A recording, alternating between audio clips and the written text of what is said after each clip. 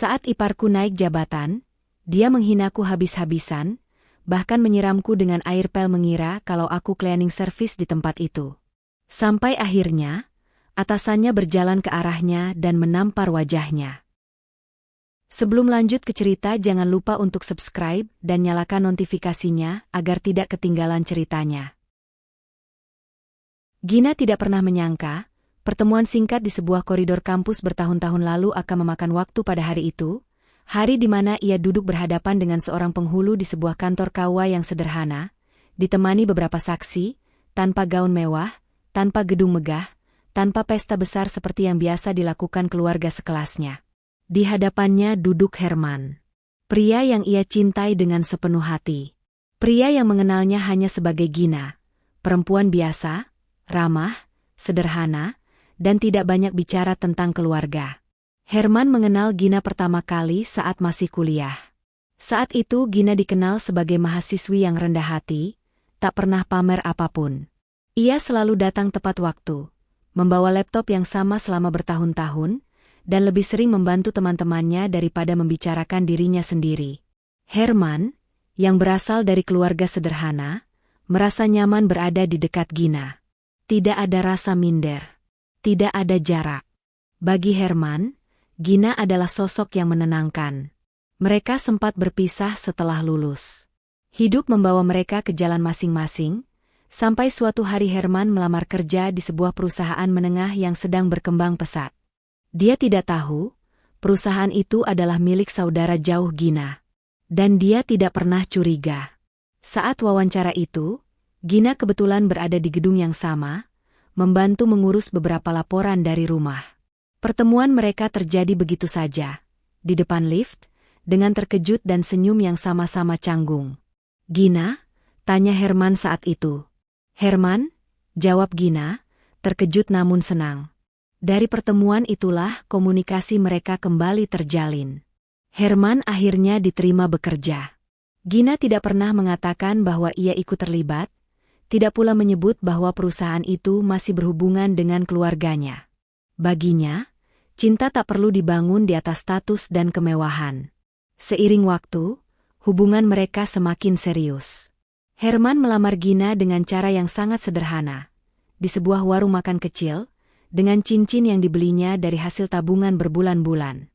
"Aku tidak bisa menjanjikan hidup mewah, Gina," ucap Herman saat itu, dengan suara bergetar.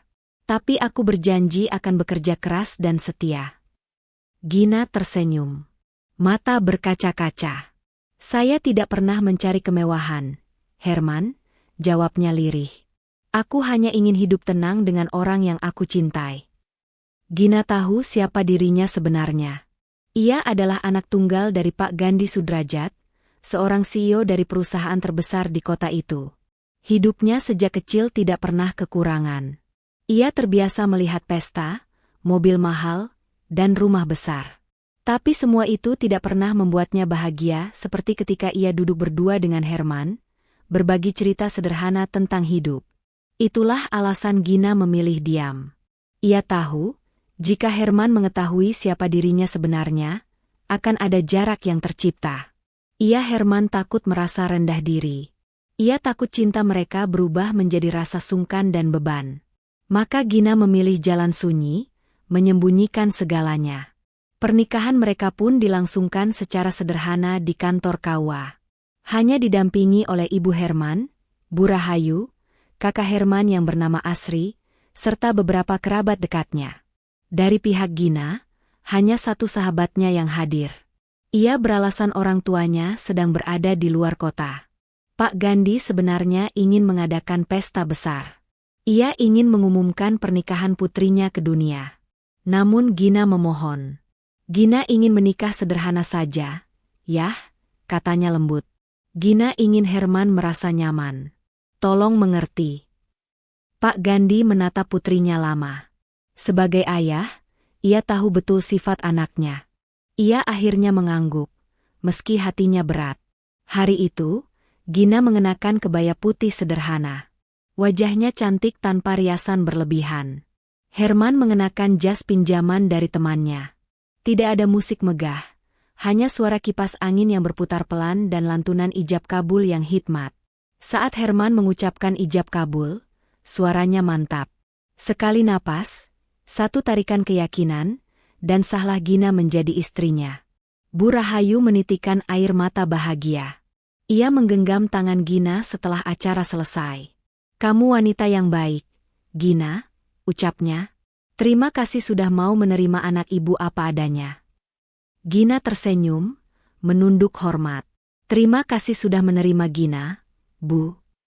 Sementara Asri, kakak Herman, hanya mengangguk sekilas. Tatapannya datar, tanpa senyuman. Gina menangkap sorot mata itu, tapi memilih mengabaikannya. Ia mengira mungkin Asri hanya lelah atau canggung. Herman menggenggam tangan Gina erat saat mereka keluar dari kantor KUA. "Maaf ya, Gina," katanya pelan. "Aku belum bisa memberi pesta seperti orang lain." Gina menggeleng cepat. "Ini sudah lebih dari cukup buat aku."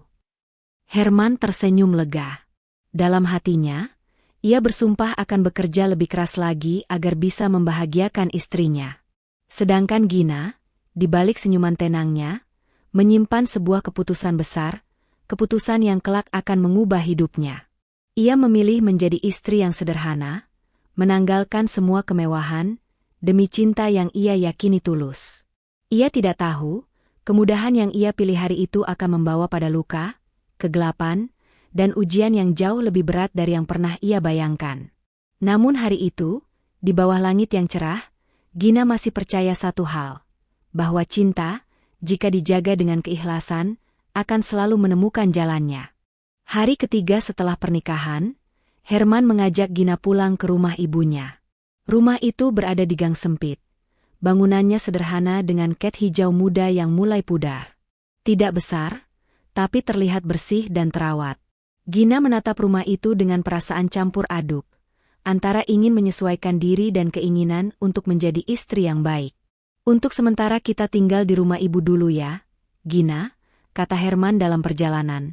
"Biar aku bisa membantu ibu, dan kita bisa nabung."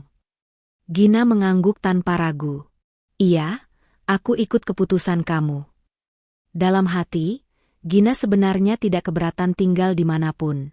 Ia sudah terbiasa hidup mandiri meski berasal dari keluarga berada. Baginya, tempat tinggal hanyalah soal kenyamanan hati, bukan soal ukuran atau kemewahan. Begitu masuk ke halaman rumah, Bu Rahayu langsung menyambut mereka dengan wajah sumringah. Perempuan parubaya itu tampak bahagia melihat anak lakinya membawa pulang istri. "Masuk, masuk," ujar Bu Rahayu ramah. "Mulai hari ini rumah ini juga rumah kamu, Gina." Gina tersenyum dan menyalami tangan mertuanya dengan sopan. "Terima kasih, Bu." Di ruang tamu, seorang perempuan duduk sambil memainkan ponsel. Rambutnya disanggul rapi, pakaiannya terlihat lebih rapi dan mahal dibandingkan suasana rumah. Tatapannya naik perlahan saat melihat Gina, lalu berhenti sejenak dengan ekspresi yang sulit ditebak. Herman menunjuk perempuan itu. "Ini mbakku, Gina, namanya Mbak Asri." Asri hanya melirik sebentar, lalu kembali menunduk ke layar ponselnya. Herman tersenyum canggung. "Mbak Asri ini belum menikah," lanjutnya, seolah ingin mencairkan suasana. "Dia maunya punya suami yang mapan. Minimal jadi manajer di kantor." Asri bersinar pelan. "Bukan minimal, tapi memang seharusnya begitu," katanya dingin. "Nikah itu butuh modal." Ucapan itu membuat Gina terdiam sejenak. Ia menatap Asri dengan senyuman tipis. "Iya, Mbak." Sejak pertemuan pertama itu, Gina sudah merasakan jarak yang jelas. Tatapan Asri tidak pernah benar-benar hangat. Ada penilaian di sana. Ada rasa tidak suka yang tidak disembunyikan. Hari-hari pertama Gina di rumah itu diisi dengan penyesuaian. Gina bangun paling pagi, membantu Bu Rahayu memasak, menyapu, dan membersihkan rumah. Dia melakukannya dengan ikhlas, bukan karena merasa wajib, tapi karena ingin berbakti sebagai menantu. Namun, Asri melihat semuanya dengan cara berbeda. "Enak ya, tinggal di rumah orang," celetuk Asri suatu pagi sambil menyeruput kopi. "Makan gratis, tidur gratis. Gina yang sedang memotong sayur yang diinginkan. Ia menoleh pelan. Aku bantu-bantu, Mbak. Asri tertawa kecil. Iya, tapi kan tetap saja numpang. Ucapannya seperti jarum kecil yang menusuk. Gina menunduk lagi, memilih diam. Saya tidak ingin memulai masalah. Gina sebenarnya bekerja dari rumah. Setiap hari, ia membuka laptop di kamar kecil yang diberikan untuknya dan Herman. Ia mengerjakan laporan, merevisi data, dan membantu koordinasi proyek, pekerjaan yang selama ini ia lakukan untuk perusahaan ayahnya. Tapi karena Gina jarang keluar rumah dan tidak pernah berdandan rapi seperti pegawai kantor, Asri mengira Gina tidak bekerja. Kerjaan kamu apa sih sebenarnya? Tanya Asri suatu siang. Di rumah terus. Aku kerja dari rumah, Mbak, jawab Gina jujur. Asri tertawa sinis. Kerja apa? Laptop utama doang? Jangan-jangan cuma pura-pura sibuk. Sejak saat itu, perintah demi perintah mulai dilontarkan. Gina, lantainya belum dipel. Gina, bajuku belum disetrika. Gina, masakannya kurang asin. Semua pekerjaan rumah seolah otomatis menjadi tanggung jawab Gina. Asri jarang membantu, dengan alasan lelah pulang kerja. Bu Rahayu lebih sering diam. Sesekali berkata, sabar ya, Gina. Namanya juga Mbak Asri capek kerja. Gina mengangguk, meski jantungnya mulai lelah. Yang membuat Gina paling sakit adalah sikap Herman. Dia sebenarnya tahu. Beberapa kali ia melihat sendiri Asri berbicara keras pada Gina. Tapi Herman hanya diam.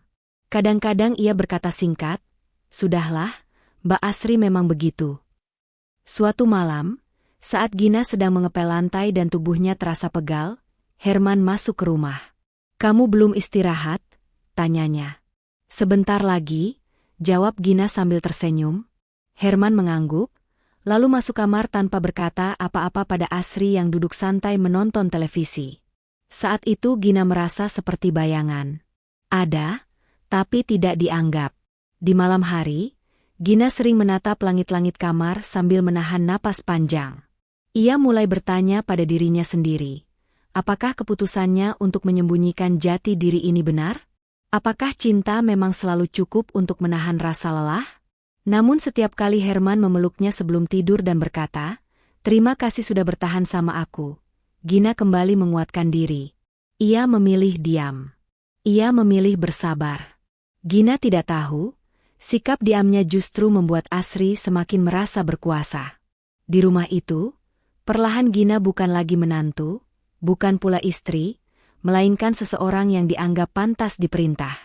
Dan hari-hari sederhana yang dulu ia bayangkan, mulai berubah menjadi ujian yang sunyi, tanpa pembelaan. Malam itu hujan turun pelan, menambah dingin suasana rumah Bu Rahayu. Jam di dinding sudah menunjukkan hampir pukul 10 malam, ketika Asri keluar dari kamarnya, sambil membawa sebuah kantong pakaian bermerek. Wajahnya terlihat tegang, tapi ada ambisi yang jelas di matanya. Gina, memanggilnya dengan nada perintah, bukan permintaan. Gina yang sedang membereskan dapur segera menoleh. Tubuhnya terasa kurang enak sejak sakit.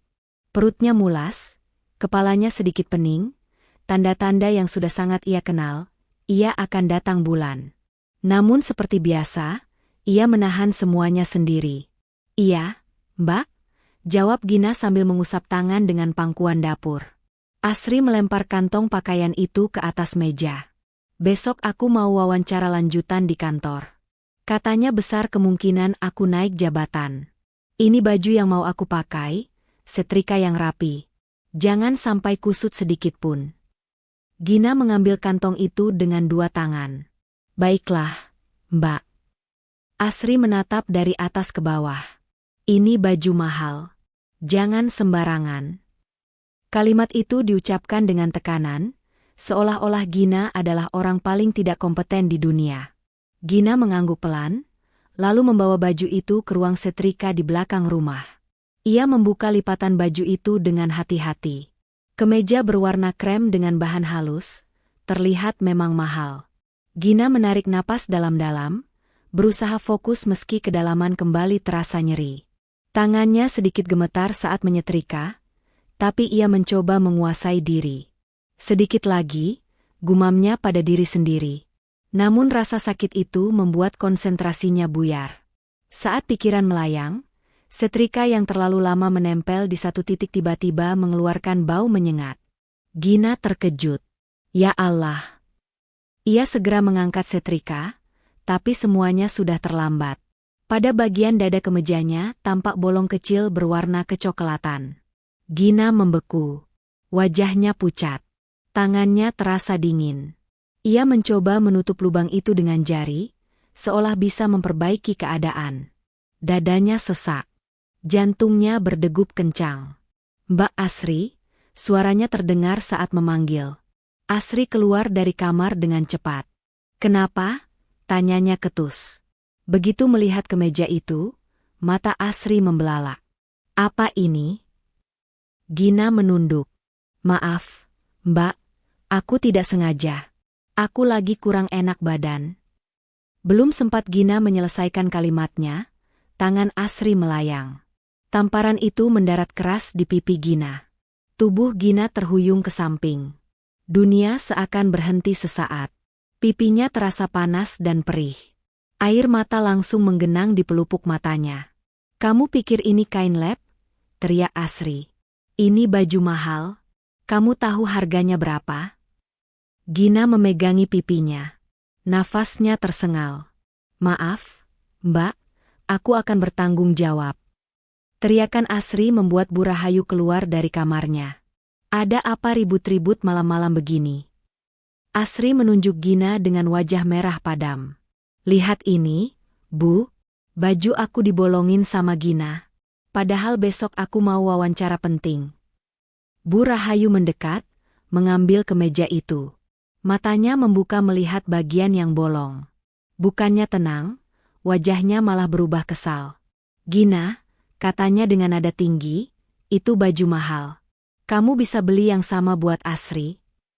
Gina menatap ibu mertuanya dengan mata berkaca-kaca. Bu, Gina benar-benar tidak sengaja. Gina lagi sakit. Sakit bukan alasan, potong Bu Rahayu. Asri mau naik jabatan loh.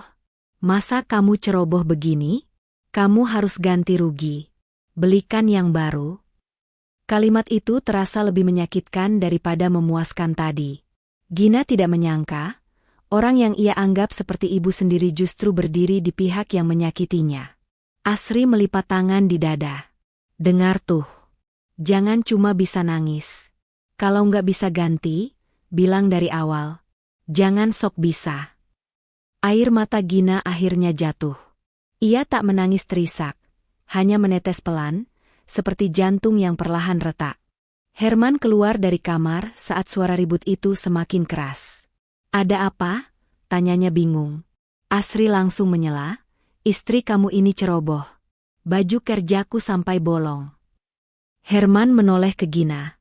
Melihat pipi istrinya yang memerah, matanya sempat terhenti sejenak. Tapi dia tidak berkata apa-apa.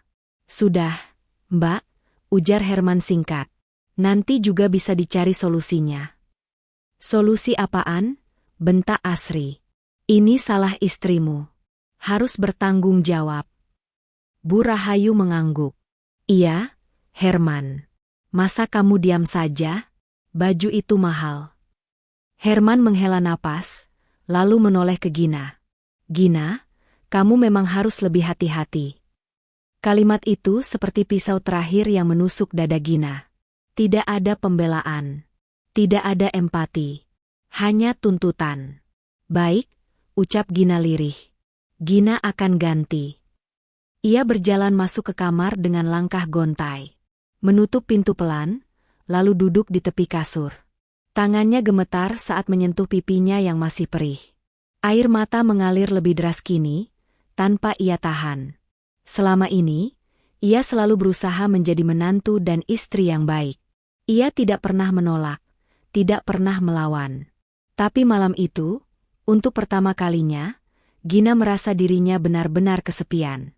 Baju yang bolong itu hanyalah kain. Namun yang robek malam itu bukan hanya kemeja mahal milik Asri, melainkan harga diri Gina yang selama ini ia jaga dengan sabar. Malam itu terasa jauh lebih panjang bagi Gina. Setelah pintu kamar tertutup, isak tangisnya akhirnya pecah. Ia menutup mulutnya dengan telapak tangan, berusaha meredam suara agar tidak terdengar keluar.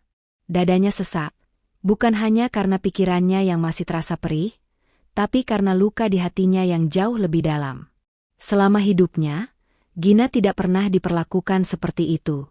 Ayah dan ibunya selalu mendidiknya dengan tegas, tapi penuh hormat. Tidak pernah ada bentakan, apalagi menyimpulkan. Kesalahan selalu diselesaikan dengan bicara. Dan malam ini, di rumah yang seharusnya menjadi tempat berlindung, ia justru merasa terhina dan tidak berharga. Dengan tangan gemetar, Gina membuka dompetnya. Ia mengungkap lembaran uang yang tersusun rapi di dalamnya. Uang itu hasil jerih payahnya sendiri. Selama ini, ia tidak pernah menerima gaji Herman. Ia tahu Herman selalu menyerahkan seluruh penghasilannya kepada Bu Rahayu, dan Gina tidak pernah mempersoalkannya. Ia merasa cukup karena ia punya penghasilan sendiri. Namun malam ini, uang itu terasa seperti harga dari sebuah kehinaan. Gina menarik napas panjang, lalu keluar kamar. Di ruang tengah, Asri masih duduk sambil melipat kemeja yang rusak, seolah-olah ia adalah pihak paling terugikan di dunia. "Mbak," ujar Gina pelan, "ini uangnya. Besok aku akan membeli baju baru." Asri melirik sekilas uang itu, lalu tertawa sinis. "Halah, kamu ganti bajuku juga dari uang adikku," katanya dengan nada tegas. "Gak usah nangis. Gak usah cengeng. Salah ya salah." Kalimat itu membuat langkah Gina terhenti. Ia ingin mengatakan bahwa itu uangnya sendiri. Ia ingin berteriak bahwa ia bukan pengemis. Tapi kata-kata itu tertahan di tenggorokan. Ia menunduk, menyerahkan uang itu, lalu kembali masuk kamar tanpa suara. Pintu ditutup perlahan. Gina bersandar di sana beberapa detik, sebelum akhirnya tubuhnya melorot ke lantai. Tangisnya kembali pecah, kali ini tanpa ia tahan. Ia mulai menyesali keputusannya. Menyesali cuplikan yang ia bangun atas nama cinta. Menyesali kesabarannya yang disalahartikan sebagai kelemahan. Jika Herman tahu siapa dirinya sebenarnya, apakah semua ini akan berbeda? Tak lama kemudian, Herman masuk ke kamar. Ia melihat Gina duduk di tepi kasur dengan mata sembab. "Kamu kenapa lagi?" tanyanya. Nadanya terdengar lelah. Gina menoleh. "Herman," suaranya bergetar, "aku capek." Herman menghela napas dan duduk di sana. "Capek kenapa?" "Aku merasa, aku seperti tidak dihargai di rumah ini," ucap Gina perlahan. "Aku disuruh-suruh, dimarahi, ditampar. Dan aku nggak pernah dibela." Herman berhenti sejenak, lalu mengusap wajahnya. "Kamu terlalu sensitif." Ucapannya itu membuat dada Gina makin sesak. "Aku cuma mau bilang, aku sakit hati. Aku tidak pernah diperlakukan seperti ini sebelumnya." "Sudahlah, jangan dibesar-besarkan," potong Herman. "Mbak Asri itu orangnya memang keras." Gina menatap suaminya, mencari empati yang ia butuhkan. "Aku juga istri kamu, Herman. Aku hanya minta tolong. Aku ingin memegang uang sendiri. Atau setidaknya, kamu memberi aku nafkah. Biar aku tidak dianggap numpang terus." Herman menoleh dengan kening berkerut. "Kenapa tiba-tiba ngomong uang?" "Karena aku merasa tidak punya posisi," jawab Gina lirih. "Aku tidak mau terus-menerus seperti ini." Herman berdiri. Nada suaranya meninggi. "Jangan terlalu memikirkan ucapan Mbak Asri, Gina. Uang sudah aku berikan ke ibu semua. Biar ibu yang mengelola. Toh selama ini juga aman-aman saja. Kita tidak pernah kekurangan." "Kita nggak kekurangan karena aku juga kerja, Herman," kata Gina, hampir berbisik. Herman teringat, lalu berkata ketus, "Kamu bisa di rumah terus. Jangan cari-cari masalah." Kalimat itu membuat Gina puas sepenuhnya. Tidak ada lagi yang bisa ia katakan. Semua keberaniannya runtuh dalam satu kalimat. Herman keluar kamar karena kesal, meninggalkan Gina sendirian. Malam semakin larut. Gina berbaring sambil memandangi langit-langit kamar. Air matanya mengalir pelan, tanpa suara. Ia merasa seperti orang asing di rumah orang lain, meski statusnya adalah seorang istri. Saat itu, untuk pertama kalinya, Gina merasa benar-benar menyesal telah menyembunyikan siapa dirinya. Bukan karena ingin dihormati, tapi karena ia sadar, kesabarannya telah membuat orang-orang di sekitarnya lupa bahwa ia juga manusia yang punya batas. Dan batas itu, malam ini, terasa semakin dekat untuk terlampaui. Bab 5 Izin bekerja di luar. Pagi itu Gina bangun dengan tubuh yang masih terasa lelah. Bekas ukiran di pipinya memang sudah tidak terlalu terasa, namun bekasnya masih tertinggal di hati. Ia bangkit dari kasur, menyiapkan sarapan seperti biasa, meski langkahnya terasa berat. Setiap gerakan yang dilakukan dalam diam, seolah suaranya sudah tidak lagi memiliki tempat di rumah itu. Di meja makan, Bu Rahayu duduk sambil menunggu. Asri keluar kamar dengan pakaian kantor rapi, membawa tas bermerek yang selalu dibanggakannya. Herman sudah bersiap berangkat kerja. Gina menghidangkan nasi goreng sederhana. Tidak ada yang berkomentar. Hanya suara sendok yang dicampur dengan piring. Saat itulah Gina memberanikan diri berbicara. "Herman," katanya pelan, "aku mau bicara." Herman mengangkat wajahnya. "Kenapa?" "Aku ingin bekerja di luar rumah," ucap Gina hati-hati. "Biar aku juga punya kegiatan, dan biar aku bisa membantu kebutuhan rumah." Ucapan itu membuat Asri bersinar kecil. Bu Rahayu menoleh dengan dahi menyeringai. Herman meletakkan sendoknya. "Kerja di luar?" "Iya," jawab Gina. "Aku ingin mencari pekerjaan." Herman menarik napas panjang, lalu berkata dengan nada yang membuat dada Gina langsung sesak. "Kalau kamu kerja, siapa yang bantu ibu beres-beres rumah dan masak?" "Ibu sudah tua, Gina. Kasihan kalau melakukannya sendiri." Kalimat itu terasa seperti vonis. Gina menjawab. Ia menatap Bu Rahayu, berharap ada dukungan. Namun yang ia dapatkan hanyalah anggukan pelan. "Ibu memang sudah tidak bertanya dulu," ujar Bu Rahayu. "Asri juga kerja seharian." Asri menyela dengan santai. "Iya, aku sudah capek di kantor. Lagian aku kan sudah kasih uang tiap bulan. Masa pulang-pulang masih disuruh nyapu?" Gina menunduk. Tangannya mengepal di bawah meja.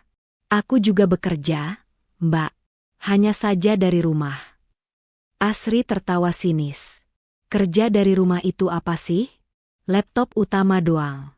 Lagian kamu kan numpang di sini." Kata numpang itu lagi, seperti palu yang dipukulkan berulang kali ke kepala Gina. Herman mengangguk setuju. "Lagi pula, kebutuhan kita selama ini juga tercukupi. Kamu tidak usah memaksakan diri bekerja di luar." Gina ingin mengatakan bahwa dia sudah bekerja, bahwa dia bukan beban, bahwa ia punya penghasilan sendiri. Tapi dia menahan semuanya. Ia masih memegang keputusannya, menyembunyikan jati diri. "Aku cuma ingin punya pegangan sendiri," kata Gina pelan. "Kamu sudah punya suami," jawab Herman cepat. "Sudah cukup." Ucapan itu membuat Gina tersenyum pahit. Ia punya suami, tapi tidak punya suara. Ia punya rumah, tapi tidak punya ruang. Hari itu, setelah mereka semua berangkat, Gina berdiri di tengah rumah yang sepi. Lantai yang baru saja dipel masih basah. Cucian menumpuk di keranjang. Piring kotor belum dicuci. Semua pekerjaan menunggunya. Ia mengerjakannya satu persatu. Mencuci, menyapu, mengepel, menyetrika. Keringat mengalir di pelipisnya. Pagi itu Gina bangun dengan tubuh yang masih terasa lelah. Bekas ukiran di pipinya memang sudah tidak terlalu terasa, namun bekasnya masih tertinggal di hati. Ia bangkit dari kasur, menyiapkan sarapan seperti biasa, meski langkahnya terasa berat. Setiap gerakan yang dilakukan dalam diam, seolah suaranya sudah tidak lagi memiliki tempat di rumah itu. Di meja makan, Bu Rahayu duduk sambil menunggu. Asri keluar kamar dengan pakaian kantor rapi, membawa tas bermerek yang selalu dibanggakannya. Herman sudah bersiap berangkat kerja. Gina menghidangkan nasi goreng sederhana. Tidak ada yang berkomentar. Hanya suara sendok yang dicampur dengan piring. Saat itulah Gina memberanikan diri berbicara. "Herman," katanya pelan, "aku mau bicara." Herman mengangkat wajahnya. "Kenapa?" "Aku ingin bekerja di luar rumah," ucap Gina hati-hati. "Biar aku juga punya kegiatan, dan biar aku bisa membantu kebutuhan rumah." Ucapan itu membuat Asri bersinar kecil. Bu Rahayu menoleh dengan dahi menyeringai. Herman meletakkan sendoknya. "Kerja di luar?" "Iya," jawab Gina. "Aku ingin mencari pekerjaan." Herman menarik napas panjang, lalu berkata dengan nada yang membuat dada Gina langsung sesak. "Kalau kamu kerja, siapa yang bantu ibu beres-beres rumah dan masak?" "Ibu sudah tua, Gina. Kasihan kalau melakukannya sendiri." Kalimat itu terasa seperti vonis. Gina menjawab. Ia menatap Bu Rahayu, berharap ada dukungan. Namun yang ia dapatkan hanyalah anggukan pelan. "Ibu memang sudah tidak bertenaga seperti dulu," ujar Bu Rahayu. "Asri juga kerja seharian." Asri menyela dengan santai. "Iya, aku sudah capek di kantor. Lagian aku kan sudah kasih uang tiap bulan. Masa pulang-pulang masih disuruh nyapu?" Gina menunduk. Tangannya mengepal di bawah meja. "Aku juga bekerja, Mbak. Hanya saja dari rumah." Asri tertawa sinis. "Kerja dari rumah itu apa sih? Laptop utama doang. Lagian kamu kan numpang di sini." Kata numpang itu lagi, seperti palu yang dipukulkan berulang kali ke kepala Gina. Herman mengangguk setuju. "Lagi pula, kebutuhan kita selama ini juga tercukupi. Kamu tidak usah memaksakan diri bekerja di luar." Gina ingin mengatakan bahwa dia sudah bekerja. Bahwa dia bukan beban. Bahwa ia punya penghasilan sendiri. Tapi dia menahan semuanya. Ia masih memegang keputusannya, menyembunyikan jati diri. "Aku cuma ingin punya pegangan sendiri," kata Gina pelan. "Kamu sudah punya suami," jawab Herman cepat. "Sudah cukup." Ucapan itu membuat Gina tersenyum pahit. Ia punya suami, tapi tidak punya suara. Ia punya rumah, tapi tidak punya ruang. Hari itu, setelah mereka semua berangkat, Gina berdiri di tengah rumah yang sepi. Lantai yang baru saja dipel masih basah. Cucian menumpuk di keranjang. Piring kotor belum dicuci. Semua pekerjaan menunggunya. Ia mengerjakannya satu persatu. Mencuci, menyapu, mengepel, menyetrika. Keringat mengalir di pelipisnya. Tak ada yang bertanya apakah ia lelah. Tak ada yang peduli. Sore hari, Asri pulang dan langsung melempar tas ke sofa. "Gina, bajuku cuci ya. Besok aku butuh." Gina mengangguk. "Iya, Mbak. Dan jangan dicampur sama pakaian lain, bajuku beda." Bu Rahayu ikut menimpali. "Gina, nanti masak sayur sop ya. Ibu pengin yang hangat." "Iya, Bu." Semuanya terdengar seperti perintah. Tidak ada kata tolong. Tidak ada terima kasih. Malamnya, saat Gina duduk di kamar membuka laptopnya, ia menatap layar lama sekali. Di sana ada email dari kantor ayahnya, menanyakan laporan yang belum ia kirim. Tangannya bergetar saat mengetik. Air matanya menetes satu persatu ke keyboard. Ia bekerja, namun tidak diakui. Ia berkorban, tapi dianggap kewajiban. Di mata mereka, Gina bukan istri yang punya martabat. Ia hanyalah orang yang numpang tinggal, yang membalas dengan tenaga. Mencuci semua pakaian, membersihkan seluruh rumah, memasak setiap hari. Dan saat itu Gina sadar, izin bekerja di luar bukan sekedar soal pekerjaan.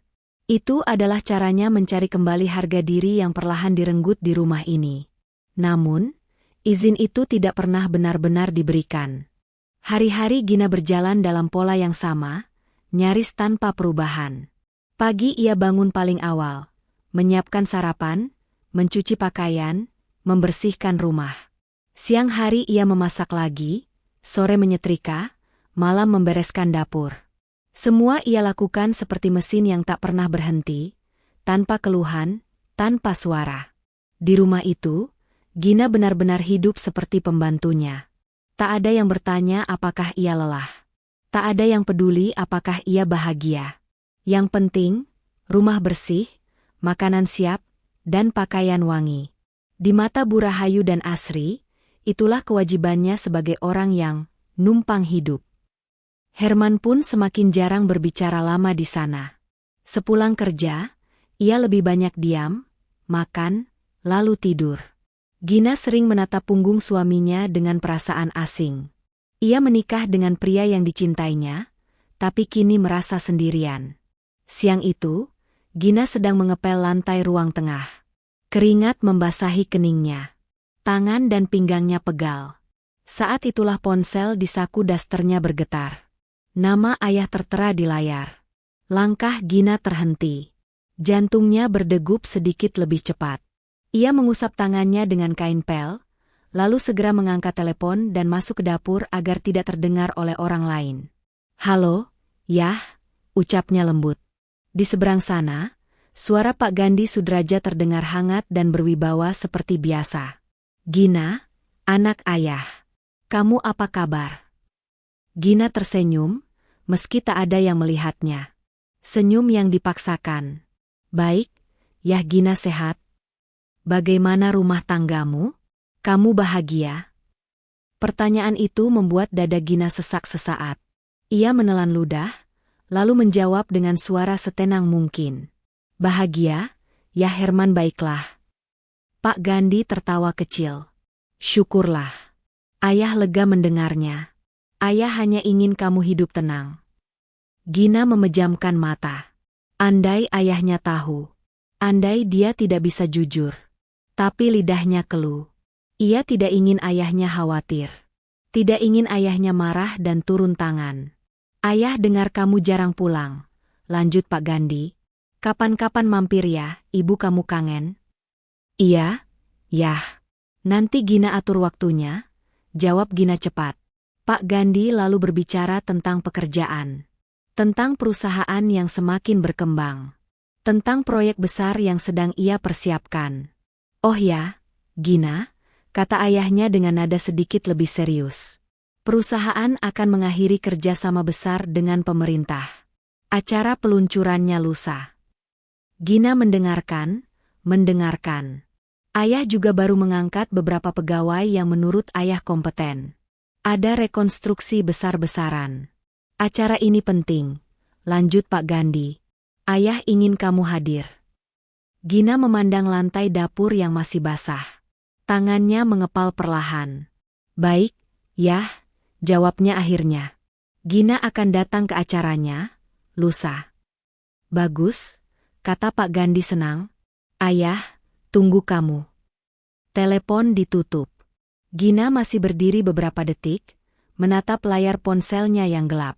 Hatinya bergejolak. Antara rindu, sedih, dan lelah yang selama ini ia pendam. Ia menarik napas panjang, lalu kembali ke pekerjaannya. Ember pel diangkat lagi. Sepertinya tidak ada apa-apa yang terjadi. Tak lama kemudian, Bu Rahayu keluar dari kamar. "Gina," panggilnya. "Tadi ibu lihat kamu pegang ponsel." "Siapa?" Gina menoleh sopan. "Ayah, Bu." Bu Rahayu mengangguk singkat. "Oh. Ya udah, terus ngepelnya. Nanti lantai kamar Asri juga dipel ya." "Iya, Bu." Sore harinya, Asri pulang kerja dengan wajah lelah tapi tetap angkuh. "Gina," katanya sambil membuka sepatu, "besok aku butuh baju putihku disetrika. Jangan sampai kejadian kayak kemarin." "Iya, Mbak," jawab Gina pelan. Asri meliriknya sinis. "Kamu ini beruntung ya. Tinggal di rumah, makan tinggal makan, tidur enak. Jangan banyak menuntut." Gina hanya tersenyum tipis. Ia tidak lagi punya tenaga untuk menjelaskan apapun. Malam itu, saat Herman sudah tertidur, Gina duduk di tepi pantai memandangi jendela. Lampu kamar redup. Suara kipas berputar pelan. Pikirannya melayang pada ayahnya. Di rumah besar yang hangat. Pada kehidupannya dulu, saat ia dihormati bukan karena kekayaan, namun karena ia memang diperlakukan sebagai manusia. Ia menatap tangannya sendiri. Tangan yang kasar karena sabun dan air. Tangan yang kini lebih sering memegang sapu daripada pena. Lusa, gumamnya pelan. Acara itu bukan sekedar acara perusahaan. Bagi Gina, itu adalah satu-satunya tempat di mana ia masih bisa menjadi dirinya sendiri. Tempat di mana ia bukan menantu yang diremehkan, bukan istri yang dibungkam, bukan perempuan yang dianggap numpang hidup. Namun Gina belum tahu, kehadirannya di sana kelak akan membuka tabir besar yang selama ini ia sembunyikan, dan mengejutkan semua orang yang telah memahaminya. Untuk saat ini, ia masih diam. Masih bertahan. Masih menyimpan semuanya sendiri. Seperti biasa.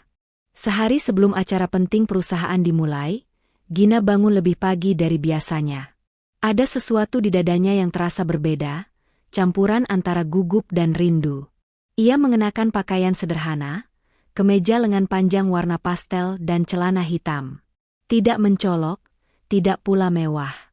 Seperti dirinya selama ini. Saat sarapan, Gina memberanikan diri bicara pada Herman. "Mas, hari ini aku mau keluar sebentar," katanya pelan.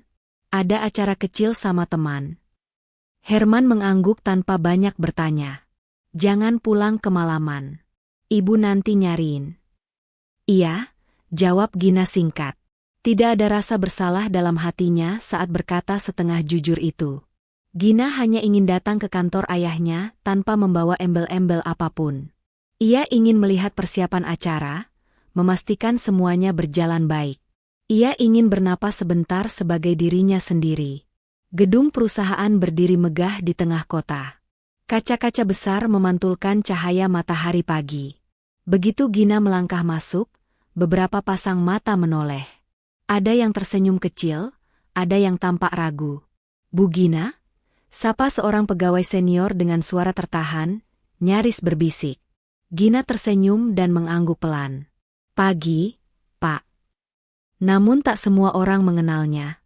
Banyak pegawai baru yang hanya melihatnya sebagai tamu biasa, perempuan sederhana yang masuk tanpa pengawalan.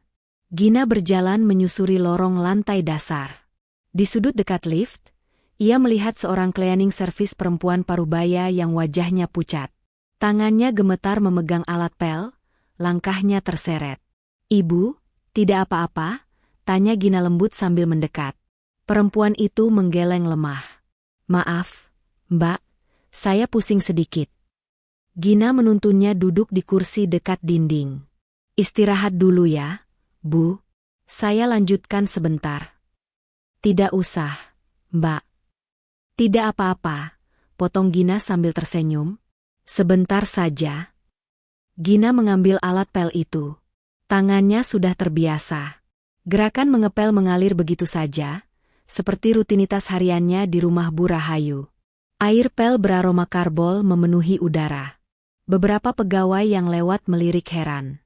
Ada yang mengenali Gina, wajahnya berubah terkejut. Namun Gina tidak peduli. Ia hanya ingin membantu. Setelah selesai, Gina mengangkat ember dan gagang pel, berniat membawanya ke gudang penyimpanan di ujung lorong. Langkahnya ringan, pikirannya tenang, hingga suara sepatu hak tinggi terdengar mendekat. "Kamu ngapain di sini?" Gina menoleh. Darahnya serasa berhenti mengalir. Di hadapannya berdiri Mbak Asri. Asri mengenakan setelan kantor resmi berwarna abu-abu, rambutnya tersanggul rapi, wajahnya penuh riasan. Dada Gina berdegup keras. Ia tidak pernah menyangka, tidak pernah diberitahu, bahwa Asri bekerja di perusahaan ini. Asri menatap Gina dari ujung rambut sampai kaki, lalu matanya berhenti pada ember dan gagang pel di tangan Gina. Bibirnya melengkung sinis. "Kamu jadi cleaning service di sini?" tanya Asri dengan nada mengejek. "Dasar wanita nggak tahu diuntung." Gina menelan ludah. "Aku cuma bantu sebentar, Mbak." Asri tertawa kecil, tawa yang dingin dan merendahkan. "Sudah enak-enak di rumah, masih saja nyari kerja begini. Mau bikin malu aku, ya? Beberapa pegawai mulai memperhatikan. Langkah-langkah melambat. Bisik-bisik kecil terdengar. Gina meletakkan ember perlahan. Mbak, jangan di sini. Banyak orang. Kenapa? Takut kelihatan? Asri mendekat satu langkah. Atau takut ketahuan kalau kamu cuma pembantu? Kata itu kembali menghantam Gina. Pembantu. Aku bukan, Gina hendak menjelaskan. Namun Asri sudah mengambil ember itu dengan cepat. Biar sekalian kamu kerja yang benar. Bentaknya. Dalam satu gerakan kasar, Asri menyiramkan air pel itu ke tubuh Gina. Ceras. Air kotor mengguyur kepala dan badan Gina. Bau karbol menyengat. Pakaian yang dikenakannya basah kuyup. Rambutnya menempel di wajah. Dunia seakan runtuh dalam 1 detik. Gina terdiam, membeku. Telinganya berdengung. Matanya perih menahan air yang menetes. Beberapa orang menutup mulut kaget. Ada yang tersentak mundur. Ada yang segera berlari memanggil atasan. Asri berdiri tegak, wajahnya penuh kemenangan. Rasakan. Biar kapok. Jangan sok-sokan kerja di sini. Air menetes dari ujung rambut Gina ke lantai. Tangannya gemetar. Dadanya sesak. Bukan karena basah, tapi karena kehinaan yang begitu telanjang di depan banyak orang. Gina mengangkat wajahnya perlahan. Matanya berkaca-kaca, tapi tidak ada teriakan. Tidak ada perlawanan. Hanya diam yang menyimpan luka terlalu dalam. Ada apa ini? Suara seseorang terdengar dari kejauhan. Namun Gina belum menoleh. Ia masih berdiri di sana, basah, dipermalukan, dihancurkan oleh orang yang setiap hari menginjak harga dirinya di rumah.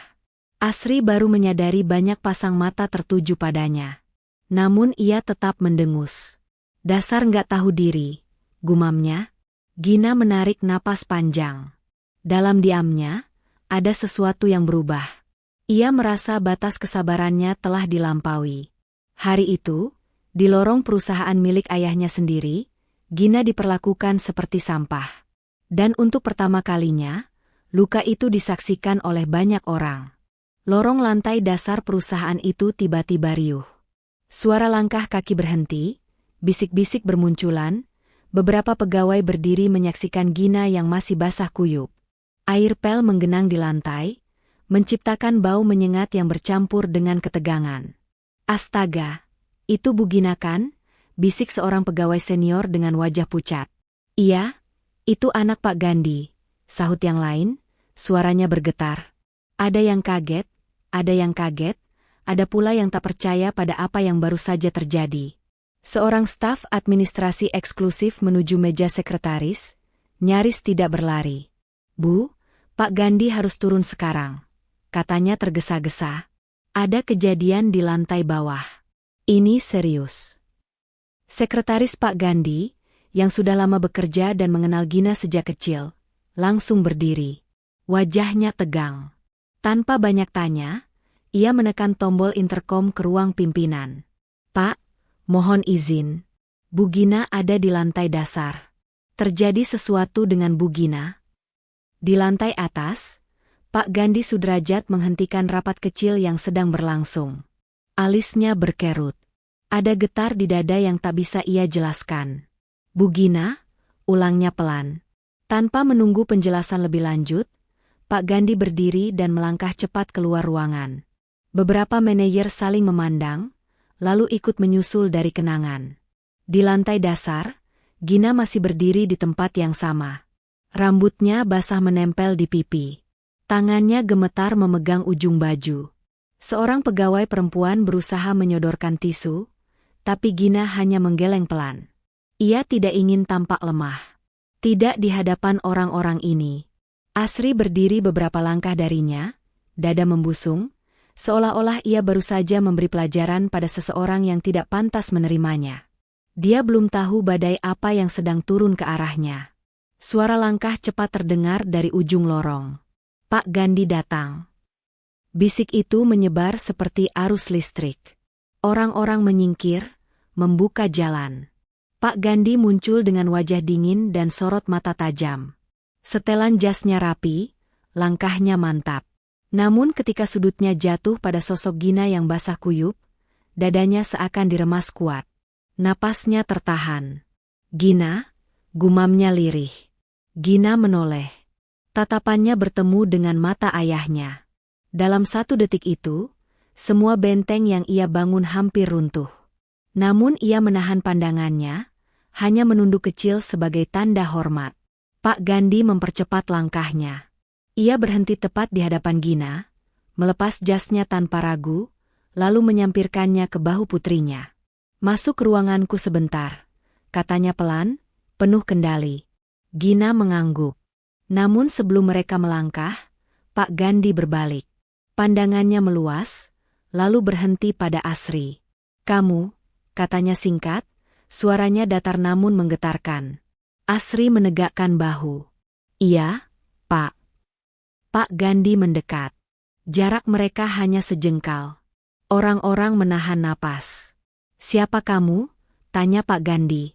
Asri menjawab dengan percaya diri, "Asri, Pak Staf Divisi Administrasi."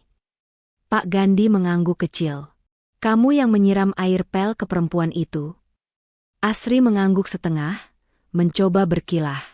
"Dia cleaning service, Pak. Mengotori area kantor. Saya hanya..." Kalimat itu terputus. Plak. Tamparan keras mendarat di pipi Asri.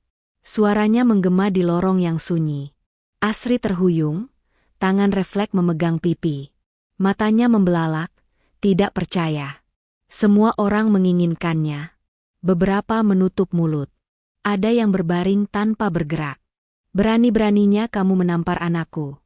Suara Pak Gandhi mengguntur, penuh amarah yang selama ini terkendali. Asri membeku. Memucat wajahnya. Anak, Bapak?" Suaranya bergetar. Pak Gandhi menatapnya dengan dingin. "Perkenalkan. Itu Gina Sudrajat. Putri saya." Kaki Asri terasa lemas. Dunia seolah berputar. Kata-kata yang selama ini ia ucapkan, pembantu, numpang, gak tahu diuntung, menggema kembali di kepalanya, kini berubah menjadi hukuman yang menyesakan. Saya tidak tahu, Pak." Asri tergagap. Dia tidak pernah. "Tidak tahu bukan alasan," tegas Pak Gandhi. "Yang saya lihat, kamu mempermalukan seseorang di tempat kerja. Di perusahaan saya." Pak Gandhi menoleh ke sekretarisnya. Kata. Sekretaris menjawab cepat. "Mulai detik ini," lanjut Pak Gandhi, suaranya tenang namun mematikan. "Kamu dipecat. Tanpa kompromi. Sistem akses dicabut. Kartu identitas dikembalikan sekarang." Asri terisak. "Pak, tolong, saya mohon. Saya butuh pekerjaan ini." Pak Gandhi tidak bergeming. "Kamu seharusnya memikirkan hal itu sebelum membahas orang lain." Asri menoleh ke Gina, matanya memohon. "Gina, tolong bilang ke ayahmu. Aku..." Gina merawat. Wajahnya tenang, tapi matanya menyimpan luka yang belum sembuh. "Aku sudah cukup diam," katanya pelan. Kalimat itu sederhana, namun cukup untuk memutus harapan Asri. Petugas keamanan mendekat dengan sopan namun tegas. Asri menyerahkan kartu identitasnya dengan tangan gemetar. Ia melangkah pergi dengan kepala tertunduk, melewati orang-orang yang kini merawat tanpa simpati. Pak Gandhi kembali menoleh ke Gina. Nada suaranya tenang. "Kamu ikut ayah." Gina mengangguk. Saat mereka melangkah menuju lift, lorong itu tetap sunyi. Semua orang yang menyaksikan, menyimpan satu pelajaran pahit hari itu. Kekuasaan sejati bukan pada jabatan, melainkan pada adab. Di dalam lift, Gina akhirnya menutup matanya. Bahunya bergetar. Pak Gandhi merangkulnya tanpa kata. Di dalam ruang kerja Pak Gandhi yang luas dan tenang, Gina duduk berbaring. Rambutnya masih basah setelah mandi singkat di kamar kecil khusus pimpinan. Ia kini mengenakan pengaturan sederhana namun rapi yang disiapkan sekretaris ayahnya. Cermin besar di sudut ruangan memantulkan wajahnya yang pucat, mata sembab, dan sorot lelah yang tak bisa ia sembunyikan. Pak Gandhi berdiri tak jauh darinya. Wajah pria itu tampak keras, namun matanya menyimpan luka yang dalam. Ia menyaksikan sendiri bagaimana putri satu-satunya dipermalukan di perusahaannya, oleh orang yang seharusnya menjadi keluarga. "Kenapa kamu tidak pernah bilang apapun ke ayah?" tanya Pak Gandhi akhirnya, suaranya ditahan agar tetap tenang. Gina menunduk. Gina tidak mau ayah khawatir. Gina pikir, Gina masih bisa bertahan. Pak Gandhi menggenggam tangan. Bertahan bukan berarti membiarkan dirimu diinjak. Gina menjawab. Kata-kata itu menghantam tepat di dada.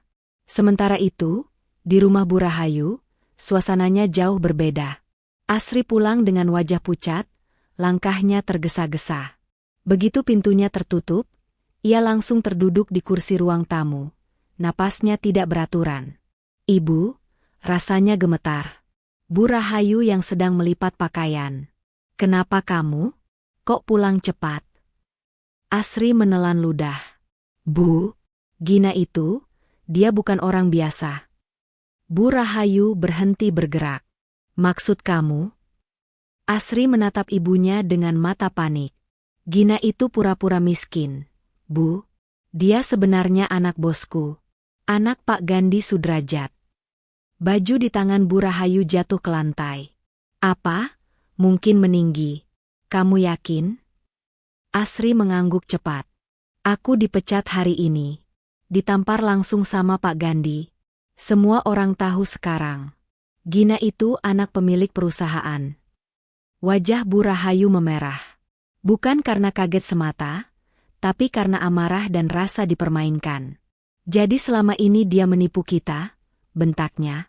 "Pantesan sok baik. Pantesan diam terus." Asri menangis. "Bu, aku habis, pekerjaanku hancur."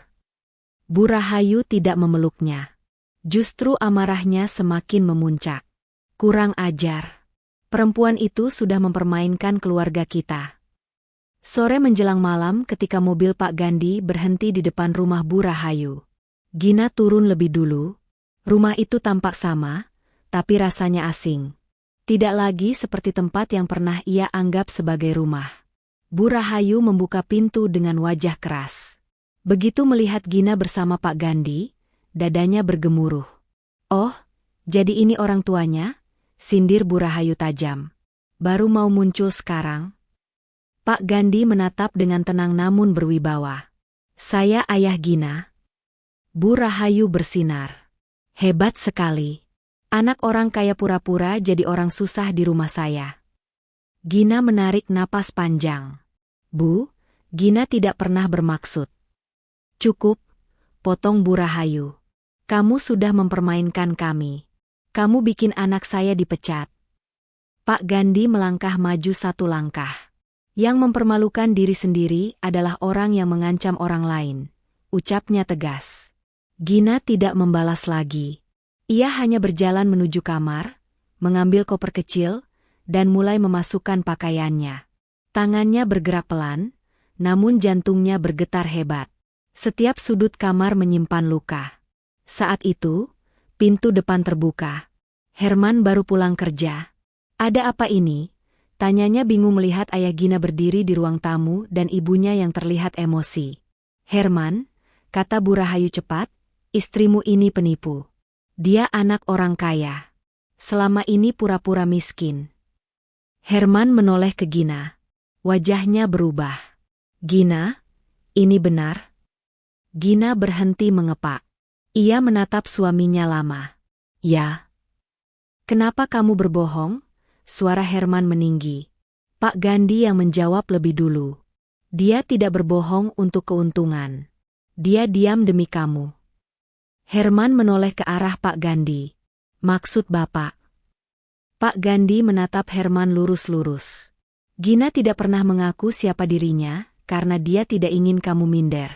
Dia ingin kamu percaya diri sebagai kepala keluarga. Tapi yang saya lihat, kamu hanya membiarkan dia diperlakukan rendah." Herman bersedia. Wajahnya pucat.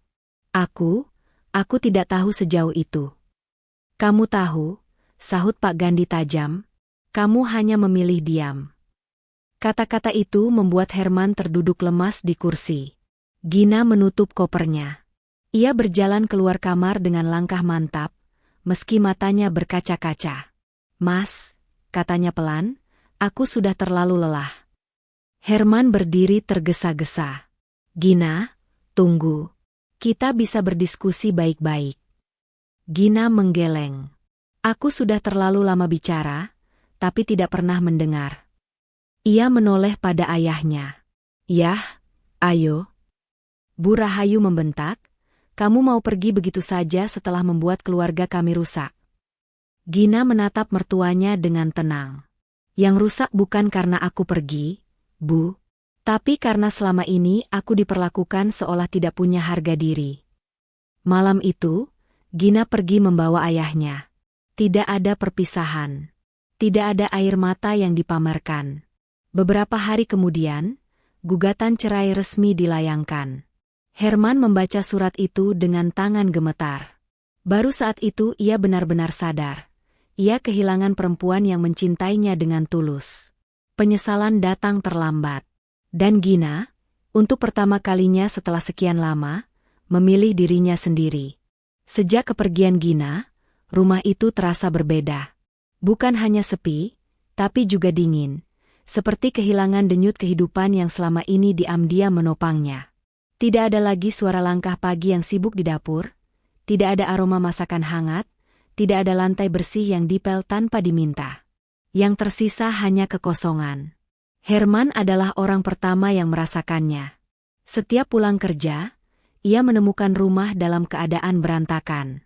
Piring menumpuk di wastafel. Lantai lengket. Pakaian kotor memenuhi keranjang. Hal-hal kecil yang dulu tak pernah ia perhatikan kini menyergapnya seperti akuisisi demi akuisisi yang telat ia sadari.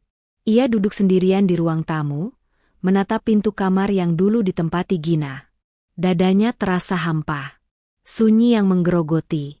"Aku cuma minta kamu sabar," gumamnya lirih, entah pada siapa. Namun kesabaran Gina telah habis jauh sebelum ia menyadarinya. Bu Rahayu pun merasakan dampaknya. Tubuhnya yang menua tak lagi kuat mengurus rumah sendirian. Punggungnya sering pegal, lututnya nyeri, napasnya pendek-pendek. Ia mulai sering berbaring di kamar, mengeluh pusing dan lemas. "Kalau saja Gina masih di sini," ucapnya suatu rasa sakit, setengah sadar. Kalimat itu terdengar oleh Asri, yang sedang menyeduh teh di dapur. Ia berhenti sejenak, memegangnya. "Sekarang ibu nyalahin aku?" sentaknya. "Ibu lupa siapa yang dipecat gara-gara dia." Bu Rahayu membuka mata, menatap anak kecil dengan wajah lelah. "Kalau kamu tidak memperlakukannya seperti itu, semua tidak akan terjadi." Asri tertawa pahit. "Jadi semua salah aku? Dia yang bohong, Bu. Dia pura-pura miskin. Dia bohong karena kamu dan Herman tidak pernah memberi dia tempat," balas Bu Rahayu dengan suara bergetar. Sejak itu, pertengkaran kecil sering terjadi. Tidak ada lagi yang saling menahan diri. Tidak ada lagi Gina yang menjadi penenang, yang selalu mengalah, yang memilih diam demi menjaga suasana. Asri sendiri kini hidup dalam bayang-bayang kehancuran.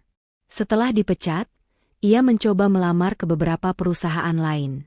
Namun setiap kali wawancara, selalu ada penolakan halus.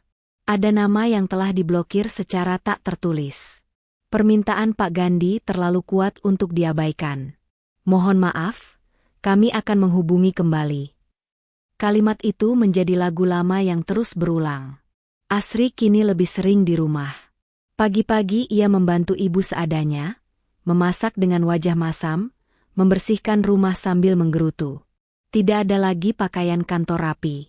Tidak ada lagi rasa bangga. Di dalam hatinya, penyesalan bercampur dengan iri. "Kalau saja dia tidak datang ke hidup kita," gumam Asri suatu malam, "aku masih punya pekerjaan." Namun jauh di lubuk hatinya, ia tahu, yang membuatnya jatuh bukanlah Gina, melainkan kesombongannya sendiri. Herman juga mulai merasakan dampak di tempat kerja. Konsentrasinya menurun. Ia sering melamun, lupa laporan, terlambat datang. Teguran demi teguran mulai ia terima. Masalah pribadi jangan dibawa ke kantor, kata atasannya suatu hari. Herman hanya mengangguk. Ia tidak punya energi untuk menjelaskan. Malam-malamnya dihabiskan dengan menghabiskan ponsel. Ia ingin menghubungi Gina, tapi loncengnya selalu berhenti di atas layar. Rasa enggan menahannya. Ia teringat wajah Gina saat berkata, "Aku sudah terlalu lelah." Kalimat itu terus berputar di kepalanya. Suatu malam, Herman memberanikan diri berkata pada ibunya, "Bu, mungkin aku salah." Bu Rahayu menoleh pelan. "Kita semua salah, Her. Kita terlalu memanfaatkan Gina," lanjut Herman dengan suara serak. "Aku seharusnya melindunginya." Bu Rahayu menunduk. Air matanya jatuh tanpa suara. Ibu kira dia cuma menantu biasa. Ibu lupa, dia juga anak orang. Asri yang mendengar dari balik pintu interior. Sekarang menyesal juga percuma. Dia sudah pergi. Ucapan itu membuat Bu Rahayu terbatuk hebat. Dadanya sesak. Sejak saat itu, kesehatannya semakin menurun. Ia sering keluar masuk puskesmas. Tubuhnya melemah, pikirannya pun sering melayang pada masa lalu. Pada Gina. Dia selalu bangun paling pagi, gumam Bu Rahayu suatu hari. Tak pernah dibantah. Asri hanya diam. Untuk pertama kalinya, dia tidak punya bantahan. Hari-hari berlalu. Rumah itu tidak lagi menjadi tempat yang hangat. Setiap orang terjebak dalam penyesalan masing-masing. Mereka saling menyalahkan, saling melempar luka, karena tidak ada lagi orang yang bersedia menampung semuanya dengan sabar. Gina kini jauh, hidup dengan tenang bersama ayahnya. Ia kembali menjadi dirinya sendiri, perempuan yang dihormati, didengarkan, dan dihargai. Namun bayangan rumah itu masih sempat berhenti di pikiran, bukan dengan amarah, melainkan dengan kelegaan bahwa ia telah pergi tepat pada waktunya. Sementara di rumah lama itu, Herman memperlihatkan foto pernikahan sederhana mereka. Ia menghela napas panjang. "Kehilanganmu adalah hukuman terberatku," bisiknya. Namun penyesalan, seperti biasa, selalu datang setelah semuanya terlambat. Tama.